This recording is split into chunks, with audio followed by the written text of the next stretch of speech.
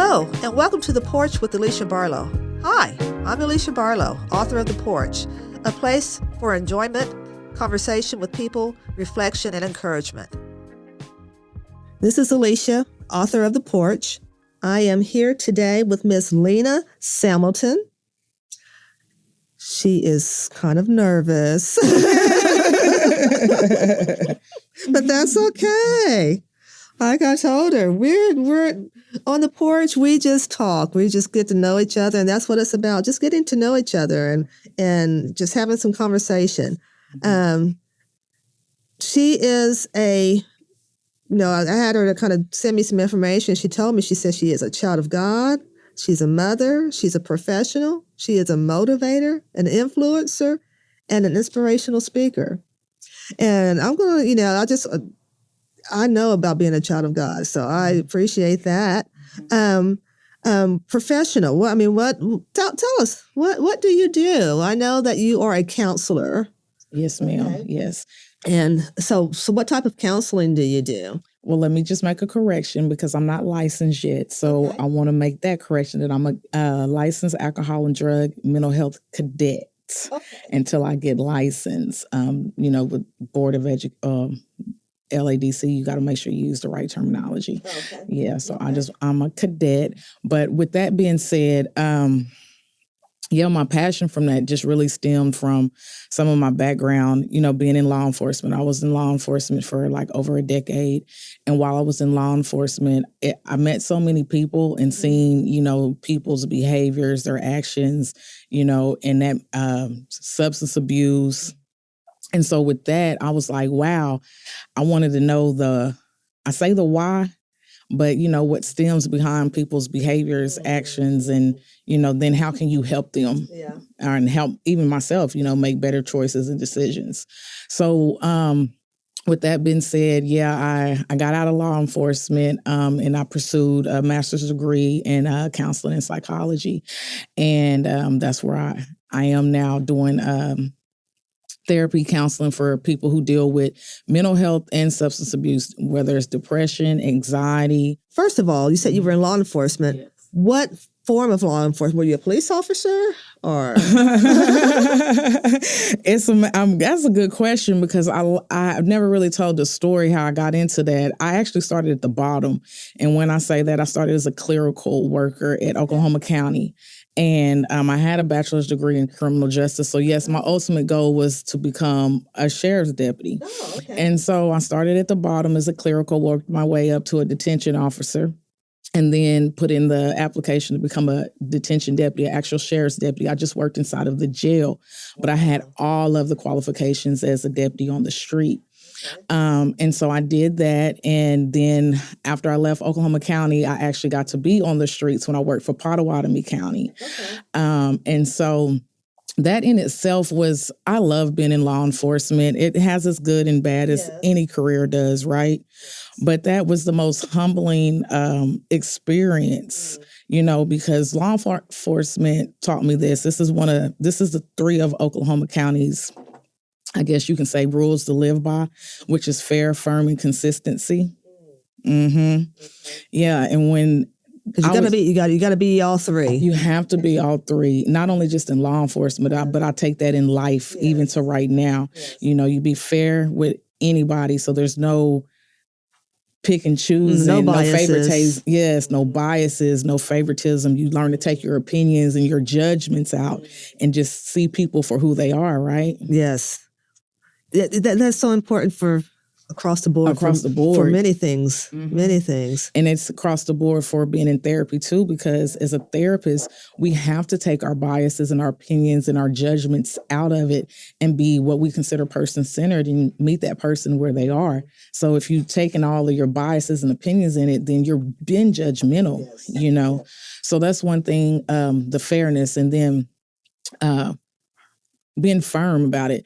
So with that, say what you mean and mean what you say, because that builds respect, right? Yeah.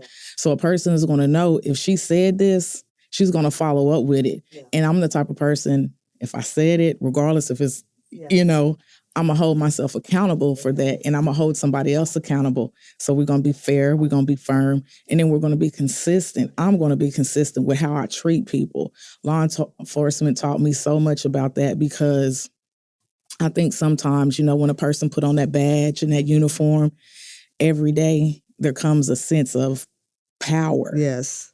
And like you said, there's good and bad in a lot of things, and we do see that. We do see that. Yes. But there are some things that, when there's consistency, that just makes it so much better. And it makes it better, when you say that, there's a bad apple in the bunch, or, and whatever. But when we can see those good apples, it makes things so much better. It a little easier. Yes, it does. So being consistent with how I treat people, because in law enforcement, we had a term, and I say law enforcement, but in the world, there's a term, I wouldn't treat a dog like that. And so I've seen so many different things. And as a human, I'm like, wait a minute, just because he or she committed a crime doesn't give anybody the right to treat somebody less than a human, because at the end of the day, I'm not their judge, So fair, firm, and consistent, it allowed me to take that into my life, and I live by that, even with being a parent, even with being a professional, even with being, just being a person. In life in general. Yeah, be fair, firm, and consistent. So, yeah. All right. I love it. I love it. I think even, in just relationships in general, friendships, and like I said, personal relationships. You want a relationship that is fair, firm, and consistent. You don't want a friend that's wishy-washy. No, you don't want chaos. No. You want clear boundaries. Yes. You want respect. You want to give and receive. Exactly. Yeah, so carrying those three, I guess you can say, values, was very important to me. Good.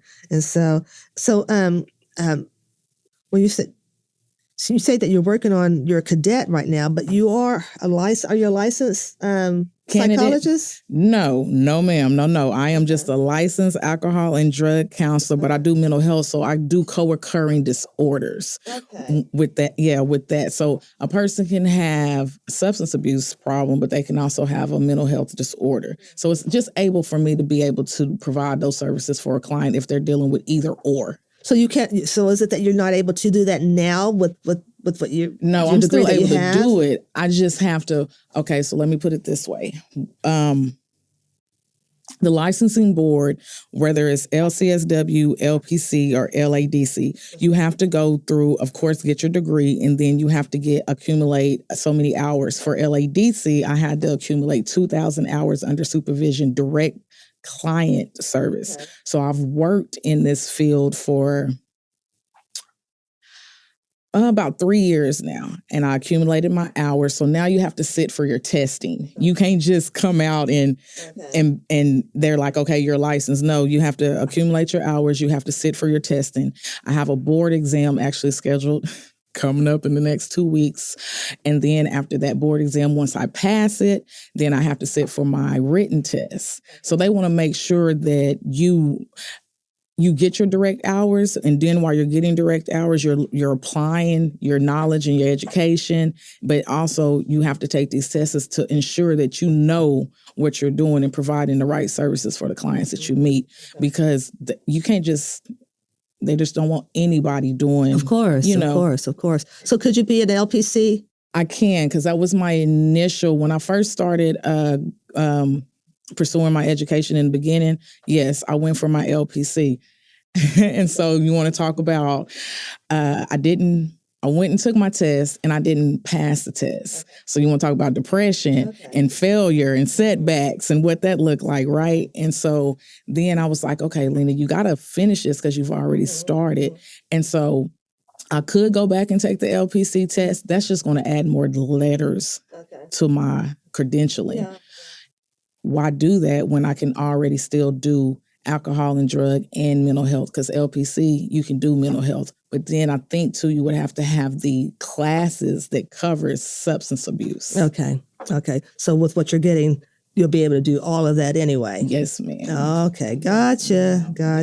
And did I say cadet? I mean candidate. I always say cadet. Yeah, you said, when I first met you, said cadet. I was like, what does she mean by cadet? I mean candidate. But yeah. All right, good deal. Love it. And so right now you're practicing at New Therapeutic Health Environment? I am, yes, under Michael Changwa. He is our director, CEO of, we call it because the abbreviation, so But yes, I work there as a licensed alcohol and drug counselor. We're trying to expand our organization, so we are accepting new clients. We do accept Medicare, Medicaid, and all the other private insurances that are out there as well. We, as far as modalities, what we specialize in, of course, CBT, cognitive behavioral therapy, trauma-informed care, solution-focused, IFS, which has to do with family systems. We have a therapist who does EMDR, which is basically trauma-informed eye movements. I'm not really conscious of exactly what the EMDR stands for. I know it has eye movement, and I can't remember the other two. But that is a very good form of therapy. Matter of fact, they're Miley Cyrus. You know who Miley Cyrus is? I was watching Good Morning America probably about 3 weeks ago, and she talked highly of EMDR, how it has helped her through her trauma and been able to work through her past trauma and now be able to love her father a little bit more and accept him for his faults and everything, because it actually brings back suppressed memories.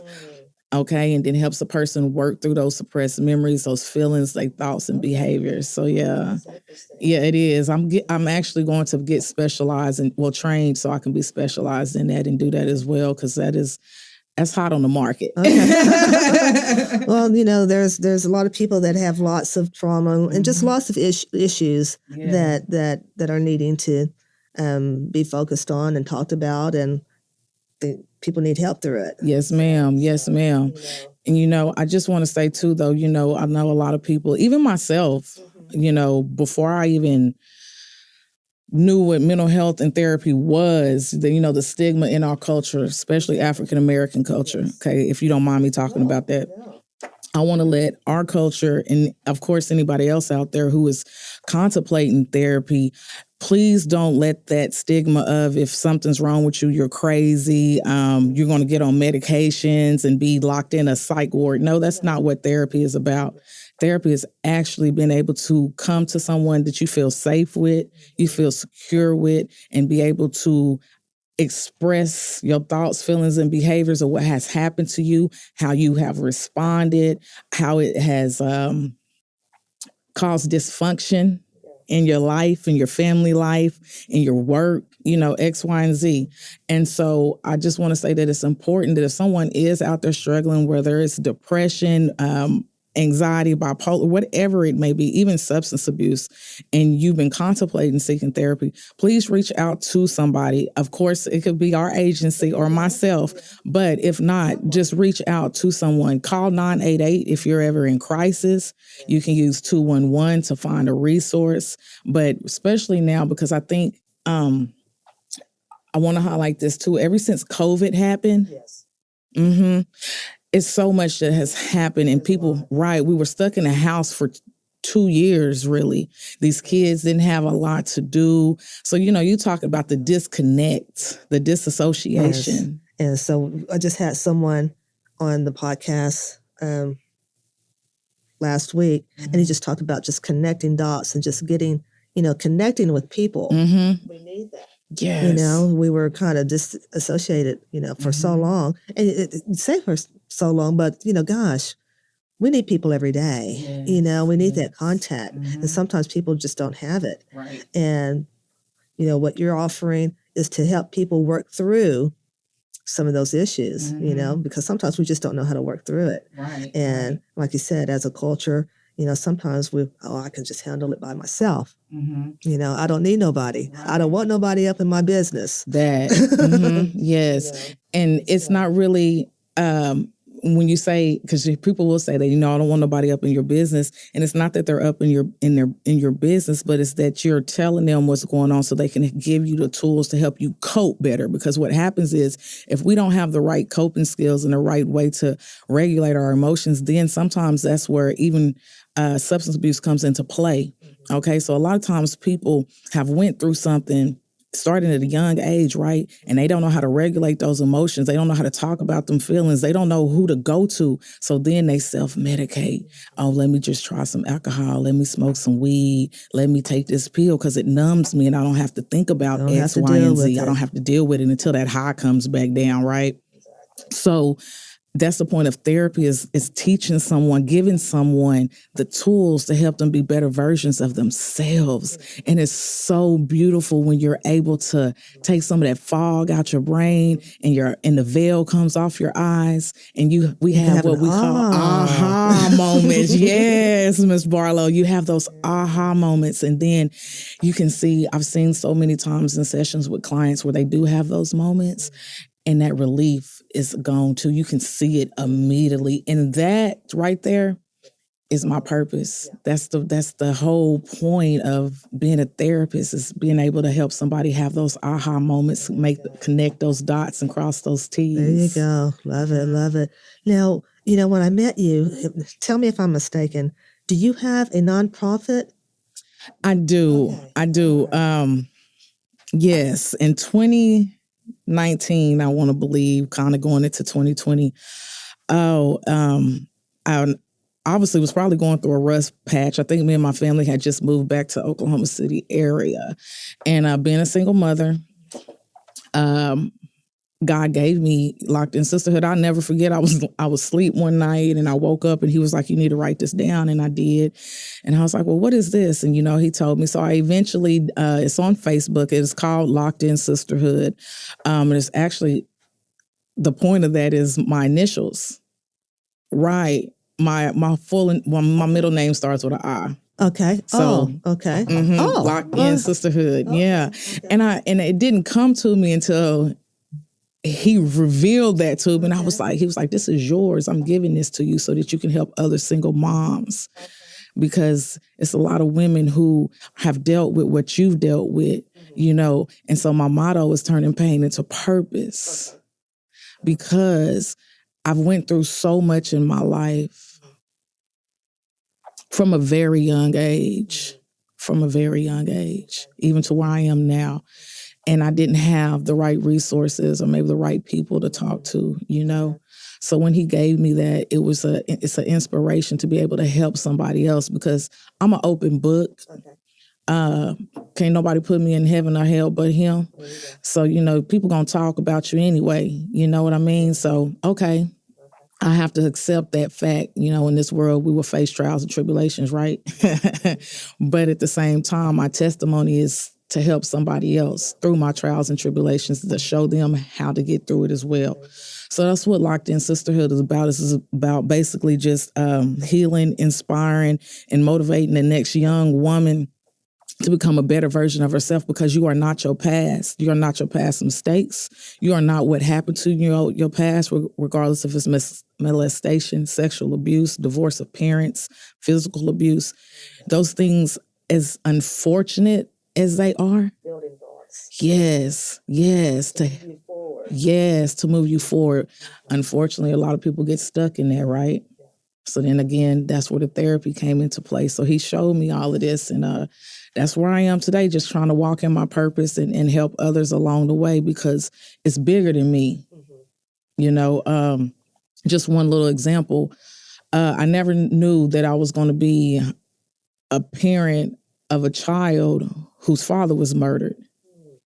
Yeah. That when that happened to my child and I, that was a whole nother level of learning how to parent, right? So I, even within my Locked In Sisterhood and knowing I was in classes for become a therapist, I was like, well, let me learn about grief.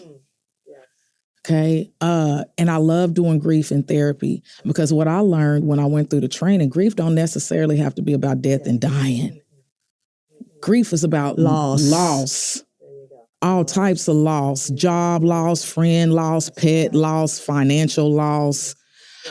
Grief is the things we see now in this world.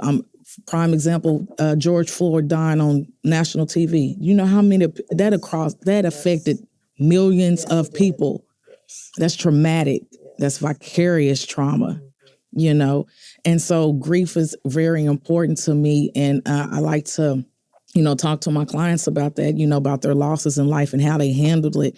And, you're going to get another loss. So we got to learn how to accept these feelings and work through it. Because like you said, there's another one coming. Mm-hmm. It's just preparation. Exactly. It's preparation for the next one. Yes, ma'am. Yes, ma'am. Yeah. So you talked about, the new therapeutic health environment. But if somebody just wants to get with you in regards to your nonprofit, Locked in Sisterhood. Yes, ma'am. How can they contact you for that? If they just want somebody to they just need somebody to talk to and somebody to just kind of guide them through some issues that they may be, having right now, but they don't want to go that route. Through therapy. Yes. Okay. I'm really not on any social platforms. I do have my Facebook. I will admit that. My name, Lena Samilton, on Facebook, but my Locked In Sisterhood is on Facebook too. It is a private group, but I think you can just, send an invite or you can DM me. Okay. Through that, and I'll contact whoever and put them in the group, because what I do in the group too, I try to upload, of course, inspirational, where there's videos, quotes.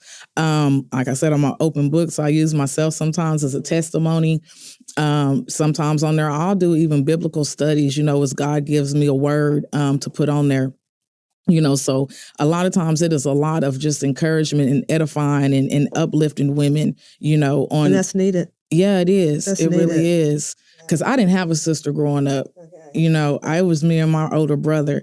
And so sometimes I'll be like, dang, if I just had someone to talk to, someone that they might not totally understand, but I can feel heard, about what I'm going through as a woman, that helps. It might be a different situation, but it can just be being there for them, being that listening ear. And one thing about me, I'm so, how can I say this?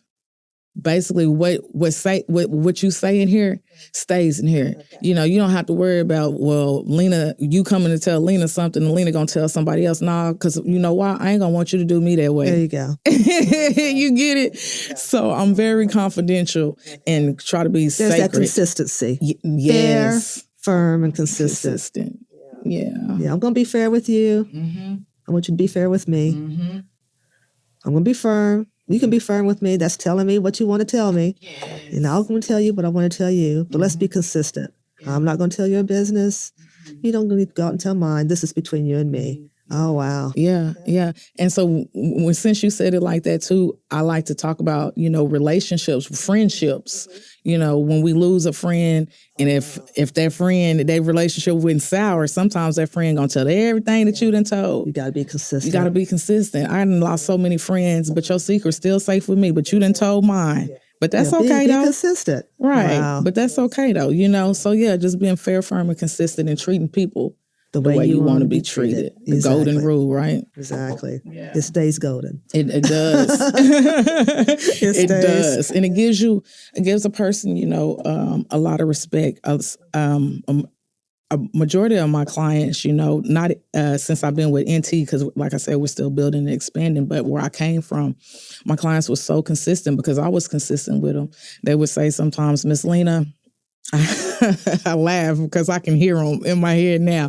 Miss Lena, I hate that you have to just be so straightforward with me, but I need that. I need that. And I can hear you, Miss Lena, when I'm about to do something I know I shouldn't be doing or I'm questioning this. I can hear you in my head, and you really help me, Miss Lena.